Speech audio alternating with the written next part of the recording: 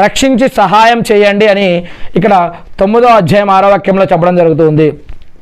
వారు ముస్లింలైనా ముస్లింలు కాకపోయినా, పేదవారైనా ధనికులైనా, వారు మనవారైనా కాకపోయినా, ఎవరైనా సరే, ఎవరైనా ఒక వ్యక్తిని రక్షణ కనుక కోరితే, సహాయం కోరితే వారికి మీరు రక్షించండి, సహాయం చేయండి అని 9వ అధ్యాయం 6వ వాక్యంలో చెప్పడం జరుగుతుంది ఖురాన్లో. మరియు పవిత్రతను కాపాడుకోండి, మీ మర్మాంగాలను, మీ అవయవాలను, మీ యొక్క పరువుని మరియు మీ యొక్క మంచిని అన్నీ కూడా కాపాడుకోండి, పరిశుభ్రంగా ఉండి పరిశుద్ధతతో ఉండండి అని మరి 9వ అధ్యాయం 108వ వాక్యంలో చెప్పడం జరుగుతుంది. అల్లా కారుణ్యంపై ఎప్పుడు ఆశ వదులుకోవద్దు అని చెప్పడం.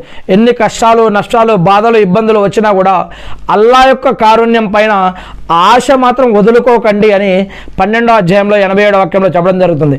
అల్లా సుబ్హానహు వ తఆలా ధన, ప్రాణ, మాన మరియు అనేక రకాల కష్టాలు, నష్టాలు, బాధలు, ఇబ్బందులు, ఒడిదుడుకులకి గురి చేసి కొంతమందికి కొన్ని ఇచ్చి, కొన్ని తీసుకొని, కొన్ని ఇవ్వక అనేక రకాలుగా దేవుడు మనల్ని పరీక్షిస్తాడు. మనకి స్వర్గం కావాలంటే కనుక దేవుడి యొక్క పరీక్షను మనం అర్థం చేసుకొని మనం దేవుడిని తిట్టకుండా, అవమానించకుండా, ఆరాధనలు వదలకుండా, ఖురాన్ వదలకుండా మనం దేవుడి నమ్ముకుంటూ ముందుకు వెళ్తూ ఉండాలి. అల్లా కారుణ్యంపై ఎప్పుడు ఆశ వదులుకోవద్దని చెప్పడం జరుగుతుంది.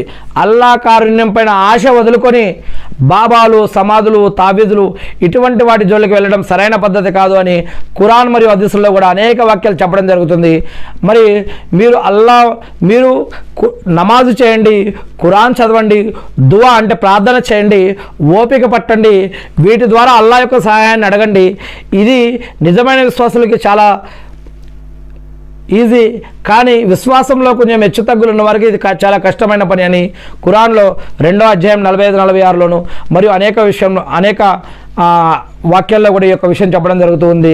మరి అల్లా కారుణ్యంపై ఎప్పుడూ కూడా ఆశ మాత్రం వదులుకోకండి, మీ యొక్క ఆరాధనలో ప్రయత్నిస్తూనే ఉండండి అని ఉదాహరణకి అయ్యూబ్ అలైహిస్సలాం కానీ, అనేక ప్రవక్తల గాథల్లో కానీ, మనకి చాపగడపలో ఉన్నటువంటి ప్రవక్త కానీ, మరియు ముహమ్మద్ సల్లం గారి జీవితంలో ఎదుర్కొన్న అనేక రకాల విషయాలు కానీ, ఇలా అనేక ప్రవక్తల విషయాల్లో, గాథల్లో మనకి అనేక విషయాలు ఉన్నాయి.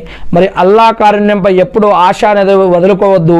మన యొక్క దువాలు, ఆరాధనలు ప్రయత్నిస్తూనే ఉండాలి, నమాజులు చేస్తూనే ఉండాలి. నమాజు వదిలేసి హరాం పద్ధతిలో సంపాదిస్తూ, ఖురాన్ వదిలేసి మరి ఇష్టం వచ్చినట్టు జీవిస్తూ అల్లా అల్లా అల్లా అల్లా అల్లా అల్లా అంటే ఎలా? అందుకే మనం ఖురాన్ కూడా చదవాలి, జమాత్ తోటి మస్జిద్కి వెళ్ళి నమాజులు కూడా చదవాలి, ప్రార్థన కూడా చేయాలి. ప్రార్థన ఇంట్లో కూడా చేయాలి, బయట కూడా చేయాలి, మరియు మస్జిద్లో కూడా చేయాలి. మరియు ఇలా దైవ మార్గంలో మన యొక్క ఆరాధనలతో పాటు మన జీవన పద్ధతులు పాటిస్తూ మరి దేవుడు మనపైన హక్కులు ఏవైతే